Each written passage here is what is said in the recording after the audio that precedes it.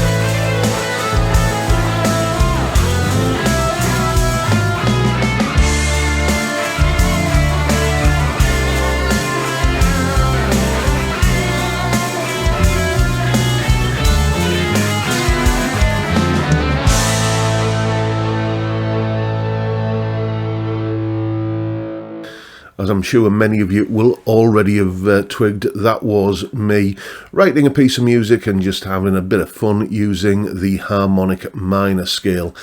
Probably the most widely used of the, in inverted commas, exotic scales that you find in rock music. Some people will question whether it is an exotic scale, but it's I would class it as so because it's it's not coming from the usual pentatonic origins, although you can use your pentatonic boxes on the neck of the guitar to find a way into it, which is exactly how I did it when I was figuring all this sort of stuff out. Here's some information. Here is the explanation. Okay, so the harmonic minor scale. This is something that I sort of unravelled and kind of unpicked and stumbled across really and figured out in a sort of gradual way as I was learning the guitar. I didn't even know it was called a harmonic minor scale. And my way that I came across it was, like most people, I guess, this was the shape I was using for playing most lead guitar parts, this pentatonic thing. Like that.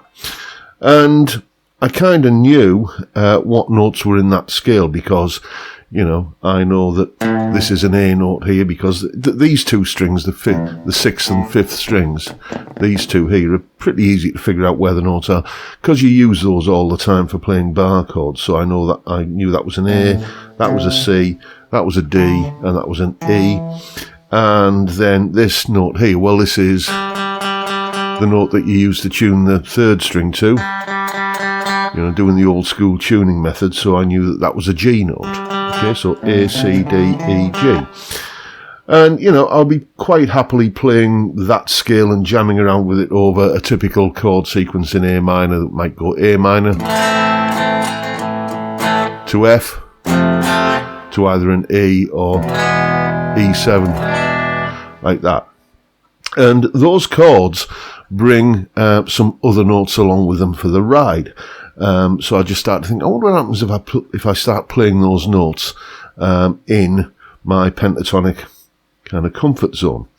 Most notably, I guess the F chord has an F note in it. Remember the notes in the scale A, C, D, E, G? Well, there's no F note in the scale, so we can start adding F notes in around and about this scale pattern here. So you just kind of start going in. There's an F note there. There's another one there. Again, I know that's an F note because I know that this note here is an E, and I use, in the old kind of olden days, we used to tune the E string to this note here on the B string. So I know that's an E, so I know there's an F there.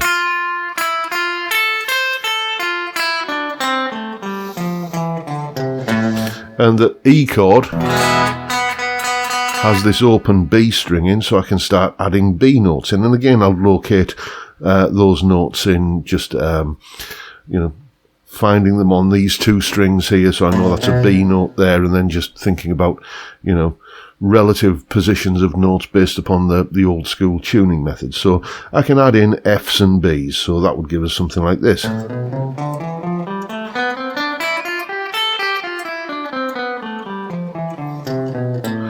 Now that doesn't give you a harmonic minor scale, that gives you a natural minor scale or Aeolian mode, whatever you want to call it.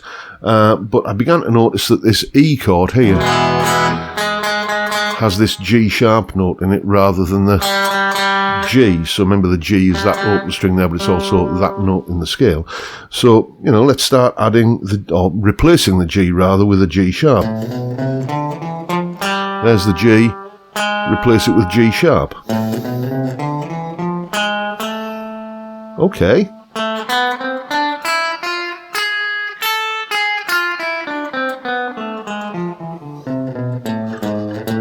I've now got the harmonic minor scale, you know. What I will often do is, rather than putting that big stretch in here to get the G to go up to the G sharp, I'll just play it there. It's closer, it's more convenient. But you make your own mind up.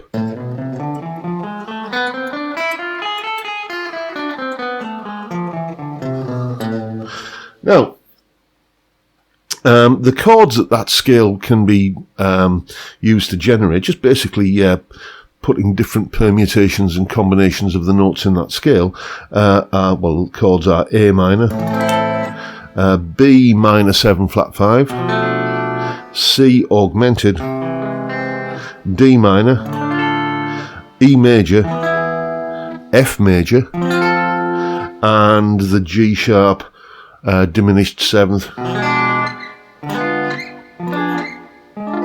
which is one of those symmetrical chords that moves up and down the neck in 3 fret stages. If you want me to do another video on that topic, then let me know in the comments.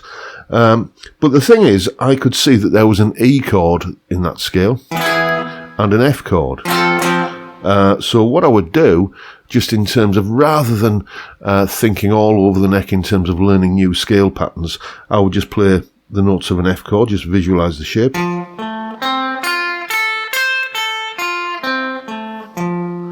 And then the notes of an E chord.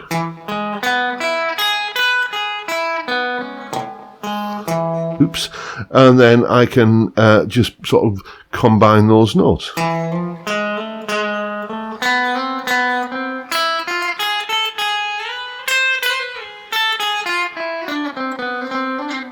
And then, you know, you sneak in the D note there that isn't in either of those chords. You could say it's in the E7 chord.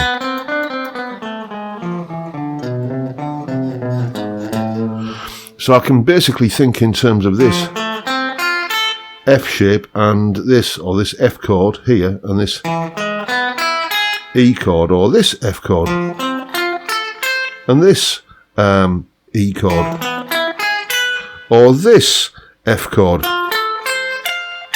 and this E chord, like that. And just by doing those two chords adjacent to each other, that's a lot of the time how I'm thinking of where to find notes when I'm playing in the harmonic minor scale, you know, as well as just doing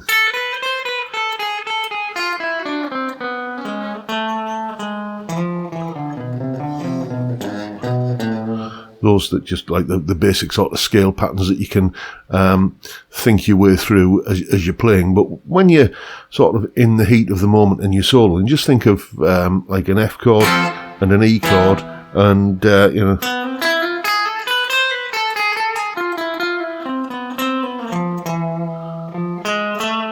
and play those kind of two adjacent chords next to each other. It'll give you the harmonic minor sound. So there you go. That is a brief little explanation, well, not too brief, I suppose, of the harmonic minor scale. Now you know what to do. Go away and have some fun with it. And as always, you'll find a full tab for that piece of music that we heard earlier in both Guitar Pro and PDF formats, along with a clip of me playing it, that explanation you've just seen there, and a jam track to play along with yourself. That is all up on my Patreon page. There's the address. Link in the description. As I'm sure you know by now, it's $3 or about £3 a month, and you get access to all of these additional goodies that go along with these YouTube videos. And of course, a massive heartfelt thank you to everyone who supports me in that or any of the other ways down in the description. Yeah, thanks so much everyone. It is genuinely appreciated. You really are helping me keep the lights on around here. Massively appreciated. Thank you so much.